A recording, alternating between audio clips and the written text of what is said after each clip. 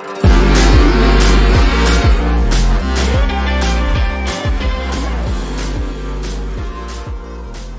back to the She Does This podcast. I'm Geordie Lucas. I hope you've had an amazing week. If you've been in Melbourne like me, it probably hasn't been that great because we've been in lockdown for the 4th time. And it's looking like it's going to be that way for, well, who knows, at least till next week. And so the lockdown has thrown out our recording schedule. It has just become very hard to coordinate people working from home, looking after their kids at home, me working from home and looking after my little girl.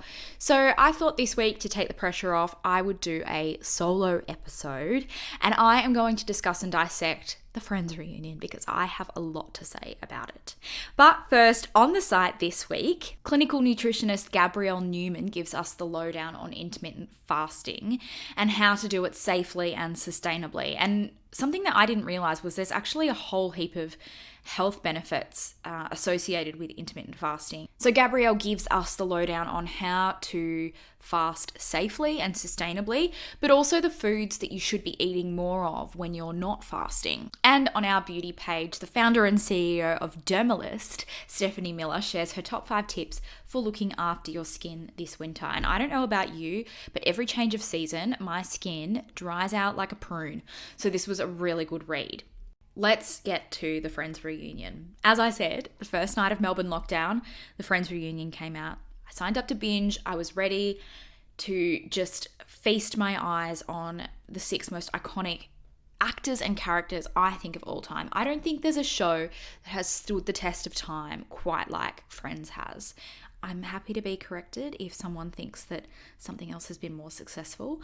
But I just think, a show that ran for 10 years, over 51 million people tuned into the finale.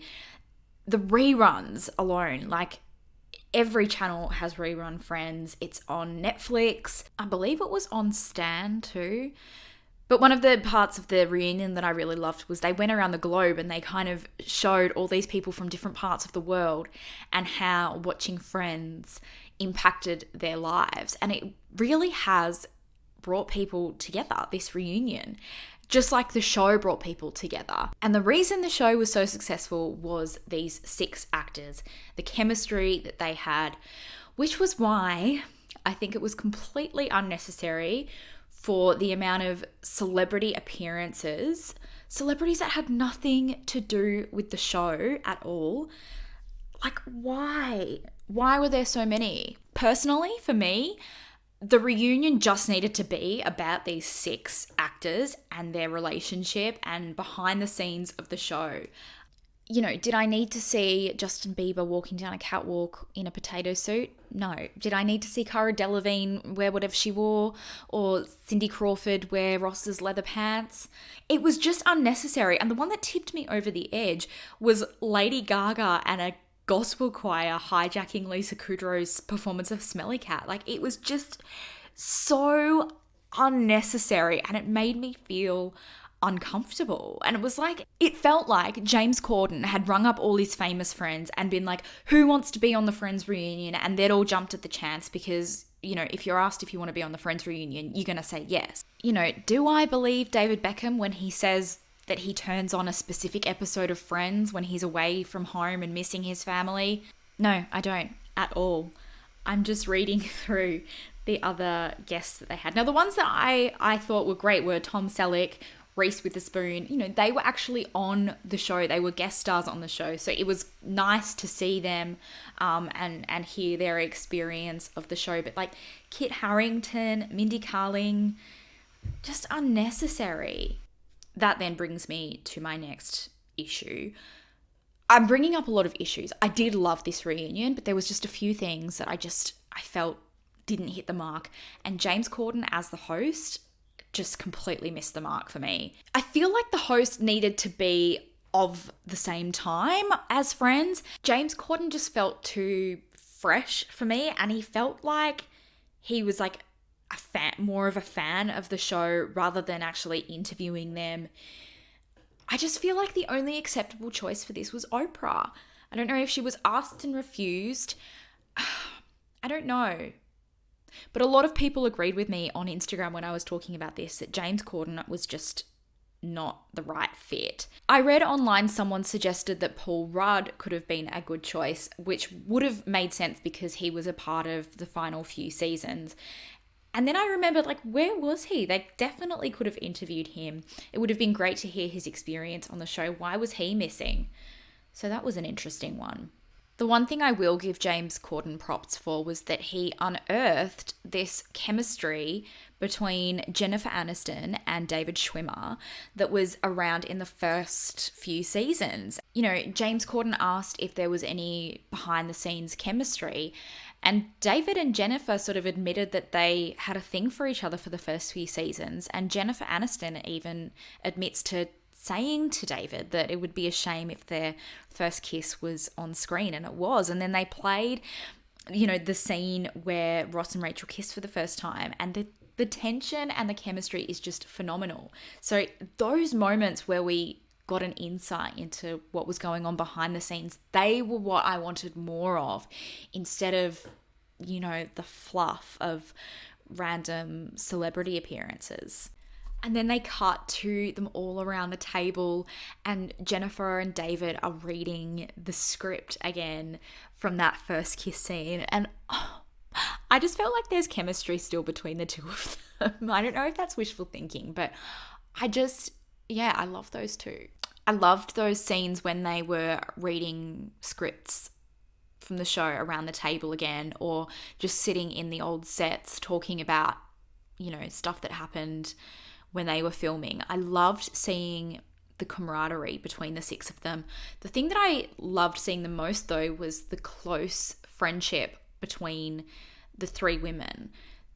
It would have been so easy for those three women to have drama, and I'm sure there was drama in the time, but obviously their friendship has prevailed.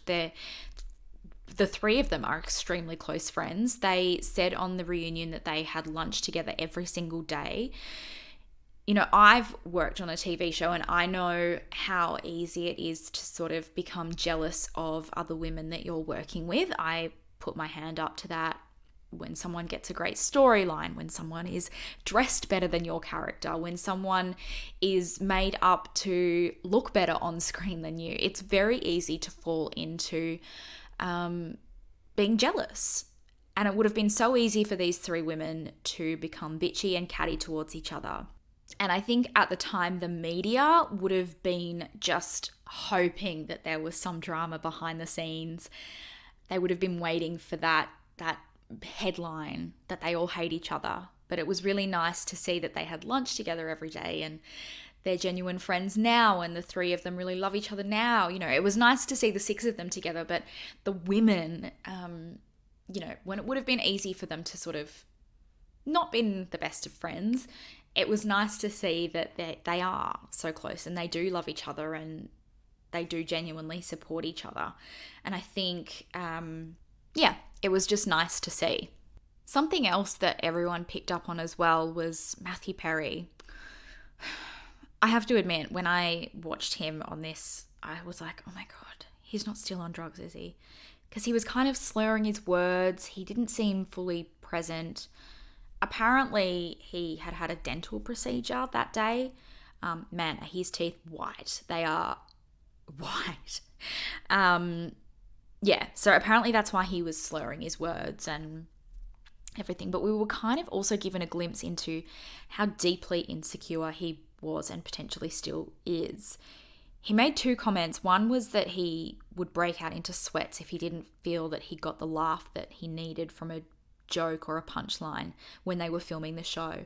And then he also was talking about how he felt like he needed to steal the limelight if someone was getting too much of a laugh or too much attention, that he would sort of jump in and try and do something funny to you know, get that attention and the validation. It seems like he is someone who is motivated by external validation, which is incredibly sad because, you know, was it not enough that he was part of this phenomenon that was Friends, that he still craved more and was so deeply insecure and, you know, eventually turned to the substance abuse. And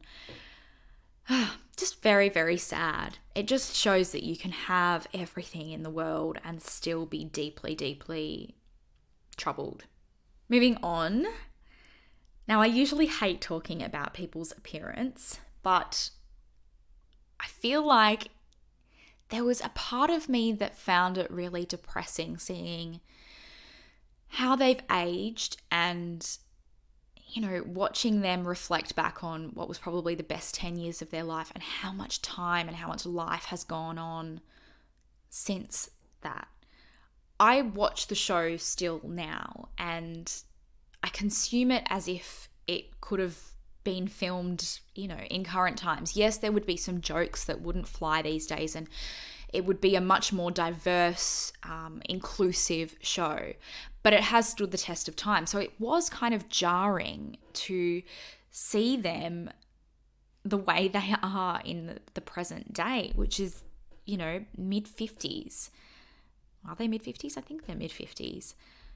Yeah, it was just, there was a sadness to it for me. And I feel like maybe a lot of people felt that as well, that we're all aging and we're all getting older, and you can have these careers and be these phenomenal actors who probably appear immortal, and they're just like everyone, and they grow and they age, and yes, they have a lot of filler and Botox, but yeah, there was a sadness for me watching this, that time is now gone for them. Overall, I definitely think this is worth a watch if you have watched Friends, or especially if you love Friends.